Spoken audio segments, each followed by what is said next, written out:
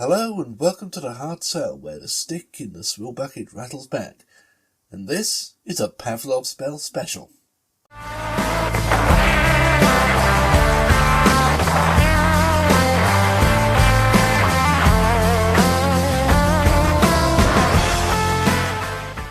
hope you've all been having a happy Pride month. The month where it's okay to be gay for 30 whole days before the window shuts at midnight on July the 1st and you all go back to being despised. Except the transes, who are despised all year round, despite ostensibly being part of Pride Month.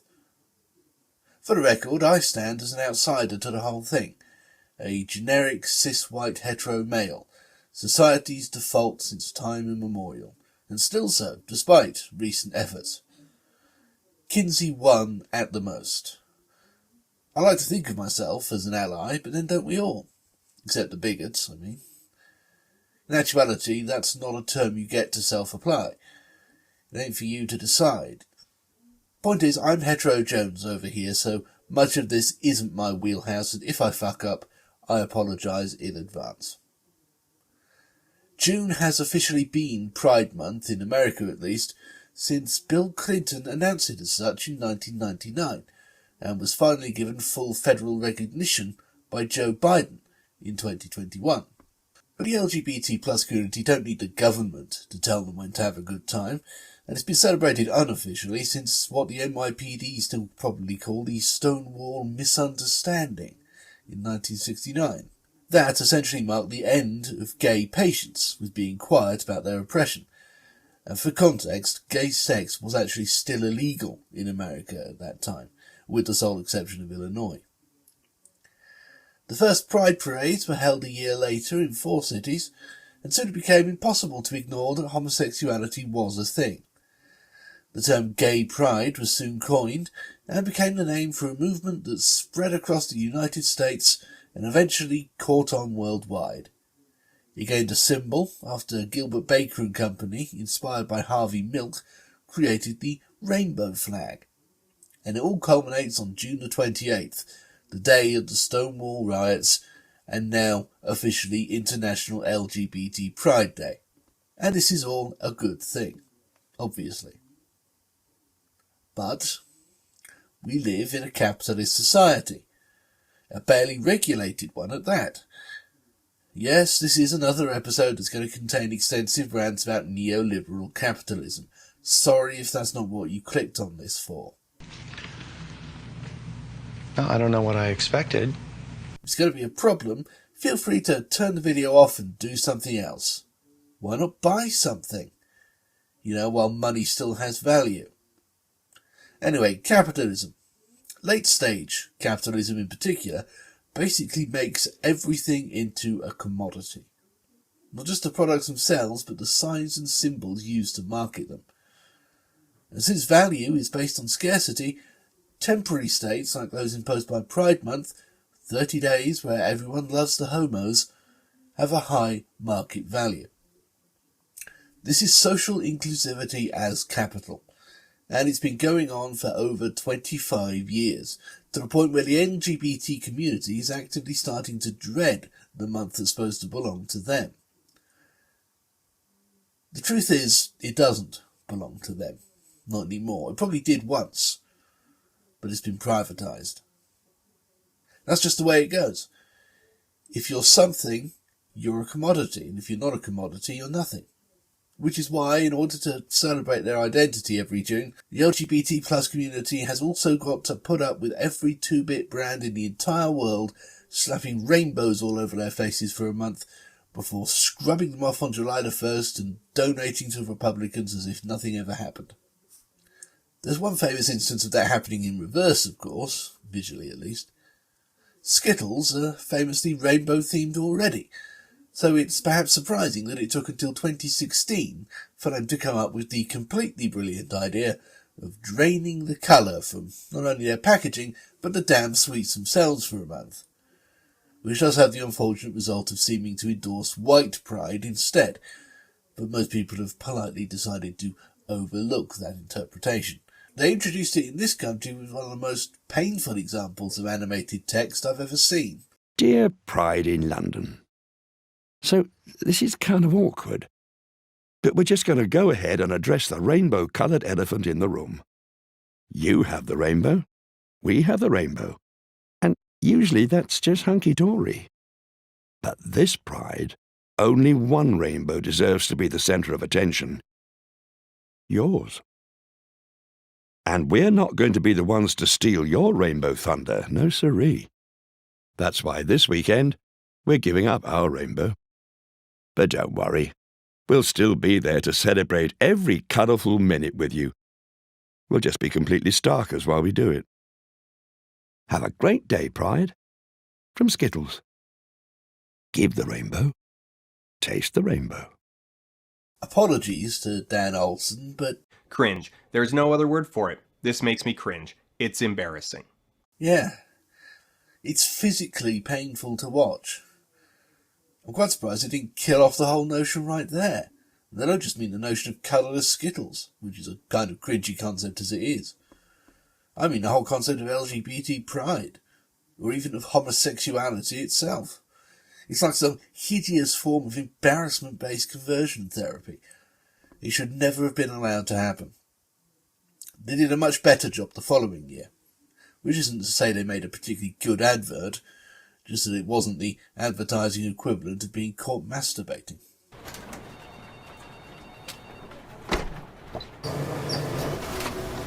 There it is, a rainbow-less pack of Skittles. But why give up the rainbow? For the LGBT plus community, of course. You see, during Pride, only one rainbow deserves to be the centre of attention, so Skittles have given theirs up. The choice of Sue Perkins on the voiceover is obviously deliberate, and indeed subsequent years have seen fresh package designs from LGBT plus artists like Aries Moros, Fox Fisher and Meech Botchier, plus donations to GLAAD of £1 for every packet, which is close to the best you're going to get out of this sort of thing, and quite good too. Oh, but there's more to the advert. And how can you get your mitts on one of these little beauties? Jeffrey? Limited edition rainbowless Skittles are available exclusively at Tesco, with each sale helping to raise money for Tesco's LGBT plus charity partners. That's not been signed. Needs a signature. Give the rainbow, taste the rainbow. Okay, not sure why we needed a talking horse with a rainbow mane to deliver all that, but kudos to Tesco for finding a way to fulfil their own obligations without having to do too much themselves. Towards the opposite end of the spectrum, we might find the likes of the Austrian Pride Whopper. If you haven't seen this already, prepare yourself, because this is hilariously stupid. Burger King got in relatively early with this one, launching it in 2014 as just a regular Whopper that happens to be wrapped in rainbow-coloured paper, with an affirming slogan on the inside underneath all the smears of mustard and ketchup. Fine. No fuss, no attention whoring, just a simple thumbs up to the LGBT plus community. But a couple of years ago, their Austrian branch decided to go one further and alter the burger itself. Not by dyeing the mechanically recovered meat patty in rainbow colours, or even dyeing the bun for that matter, but it was bun related. What you are seeing is what you think you're seeing. 2 burgers in 2 buns, one consisting of 2 top halves, the other consisting of 2 bottom halves. Because of quality, you see. And this wasn't just a poster either, they actually sold these as a Vienna Pride tie-in. You could ask for a top or a bottom, because not speaking English, it didn't occur to them that those phrases had different meanings in the LGBT plus community. I understand that the bottom Whopper came with a free packet of psyllium husk powder. Incidentally, that was foreshadowing. And speaking of, here's some Vaseline, to illustrate another issue that crops up every June. The rainbow tax. Like the pink tax, but more colourful. Yes, these 2 products are identical. It's the same lip balm. It's not rainbow coloured inside. It doesn't have added glitter. It's the exact same damn stuff as usual. The only difference is the tin. Or more specifically, the sticker on the tin. And yet, it's almost twice as expensive. Because it's a limited edition. Those stickers don't pay for themselves. And let's not forget Chipotle and their homo estas thing. That's not what that phrase means, you stupid motherfucker. Move on. The hilarious idea behind this was, which way do you sway? With people encouraged to tweet, Vine, because it was 2015, and even wear badges proclaiming whether they preferred burritos or tacos. Yes, it was that obvious. And it illustrates another issue with corporate pride, and indeed LGBT visibility in general. The struggle for homosexuals to be seen in terms other than sex, as in the physical act. Gays are constantly being defined solely in terms of bum sex, and occasionally cunnilingus on the few occasions when lesbians are acknowledged at all. For another example, take Uber-owned food delivery service Postmates' infamous bottom-friendly menu. Told you it was foreshadowing. And yes, again, this is what it sounds like it is. Easy to digest, high in soluble fibre foods for a nice, clean digestive tract. And, I mean, fair enough in and of itself. But come on.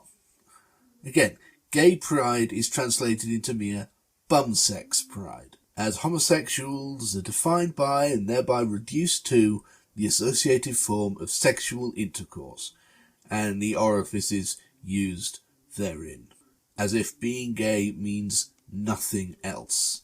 And it could be argued that adverts aimed at heterosexuals do the same thing, and have for years, dangling hot, unattainable women, and occasionally men, in front of you like slabs of meat at a butcher shop window.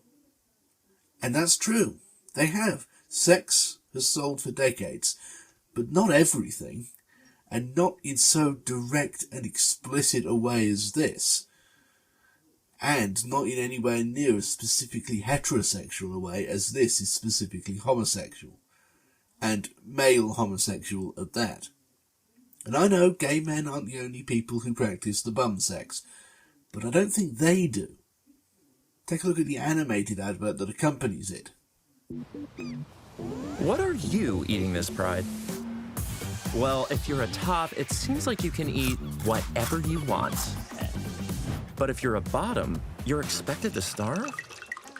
Not this Pride. Introducing the bottom-friendly menu from Postmates. We teamed up with Dr. Evan Goldstein from Bespoke Surgical to bring you a menu of bottom-friendly foods backed by science. Insoluble fiber won't help you feel cute, so avoid things like whole grains, wheat bran, cauliflower, potatoes, legumes. Hold up, are you just fully diving into those beans? The problem with these foods is they don't dissolve in water, which could cause a traffic jam in your digestive system, making a mess of your evening. Speaking of messy, it's a good idea to avoid dairy. I cannot handle lactose right now. Look at her. If you're going to eat something insoluble, give your body about 24 hours to process all of it. Eat me. Soluble fibers and protein are the key to having some good, clean fun. These all digest easily and slowly while feeding your good gut bacteria, which makes sushi a great bottom-friendly option. There's no right or wrong way to bottom, but if you're planning on getting peachy this Pride, the bottom-friendly menu on Postmates has the kinds of foods that could keep you feeling good. Are you organic? Mm-hmm. That Leatherman eggplant, the Flouncing Queen cupcakes. Oh, and let's not forget the undertones of cruising, and I'm being generous calling them undertones.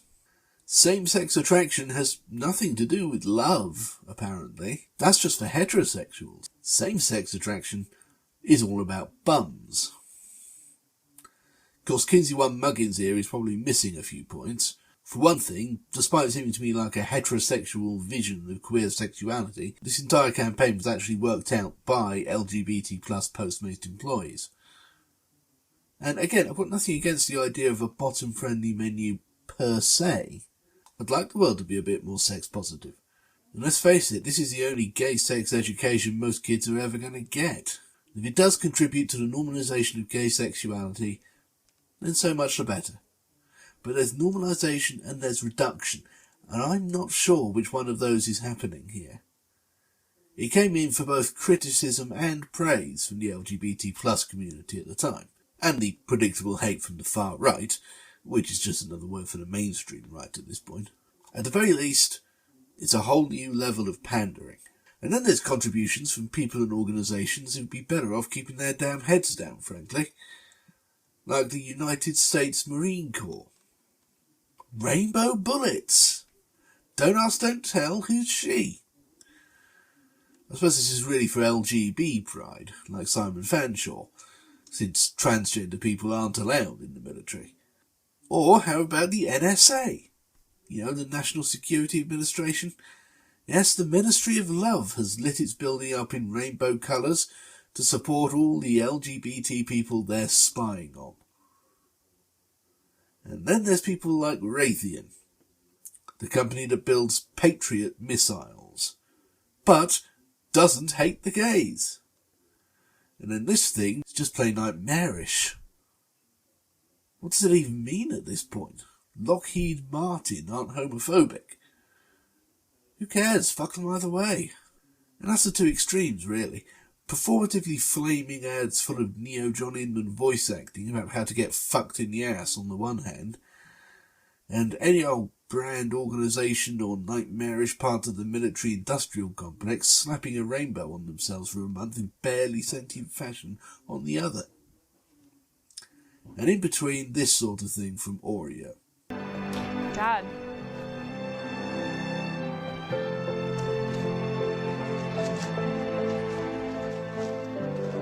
Did I do it right? I love you.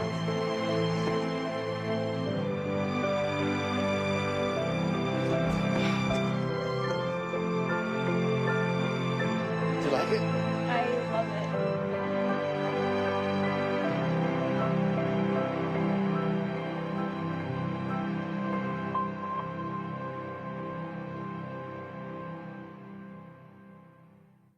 Base sentimentality with all the sincerity of a sweaty Richard Nixon.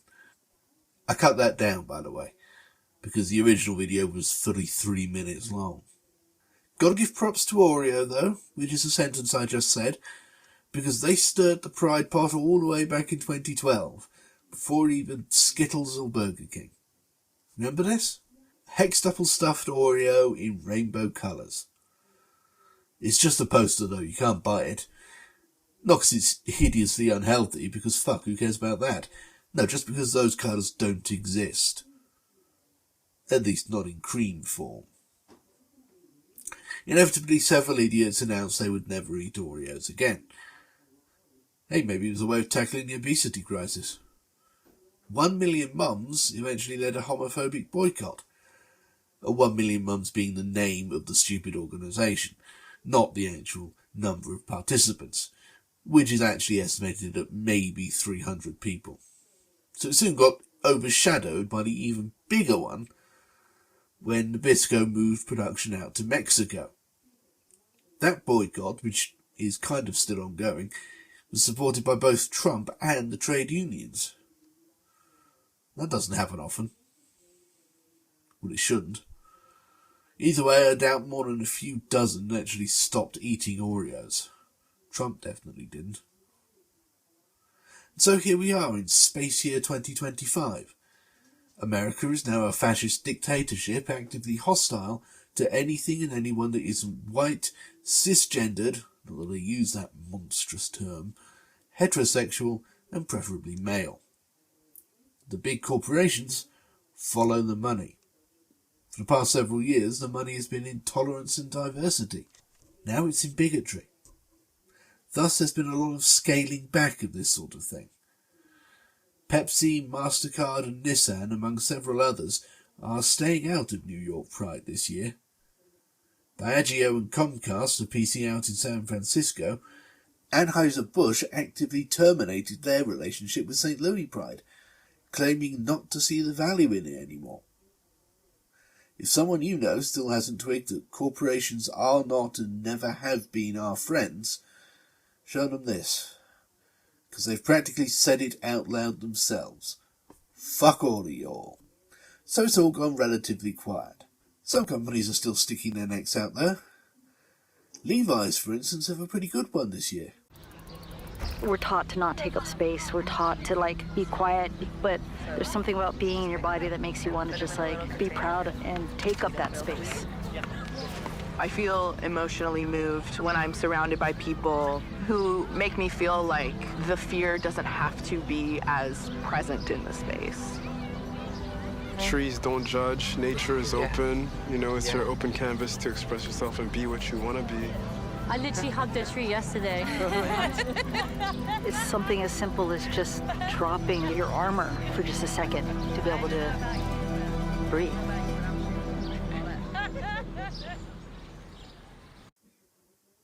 It's subtle. It's voiced by queer people in their own words. It doesn't make a big thing of its mere existence, like you should be impressed by it. And there's not a rainbow in sight. This is probably the best you're going to get out of advertising. Let's hope it continues in this vein. Let's hope it continues at all. Then again, with rights being rolled back and crushed throughout America, it might be worth just openly trolling the bigots by going even further down the explicit hardcore path set by the bottom-friendly menu. Imagine Ben Shapiro's hateful little rat face exploding when he sees an advert featuring the green and brown M&Ms enthusiastically scissoring in a hot tub. If you're going to go down, you might as well go down flaming.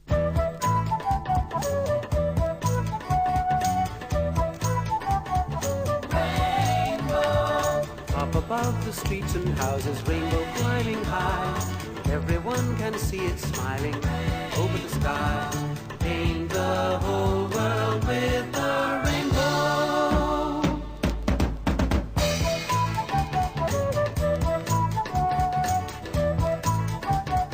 Rainbow.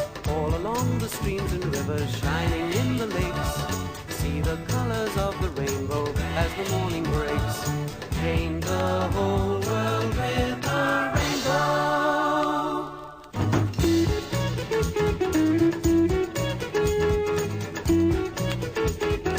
Rainbow. Up above the streets and houses, rainbow climbing high.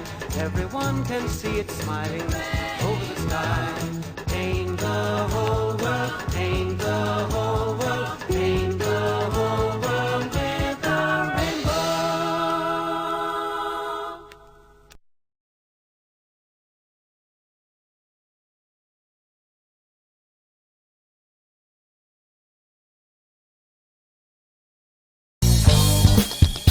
You just sat through a Bob the Fish production. Nice!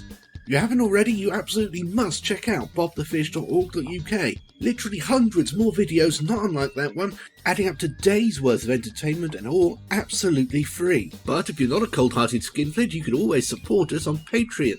For as little as anything at all, you can make programs like the one you just watched possible in the first place, and become eligible for bonus material such as glimpses of the book I'm writing about the BBC, monthly riffings on random commercial breaks, the complete archives of the angry political satire magazine Two Sons, and even the odd very occasional bonus video essay unavailable anywhere else. If nothing else, you should prevent me from starving and or freezing to death in the foreseeable future, so that'll be nice. No pressure or anything. bobthefish.org.uk. You make it what it is.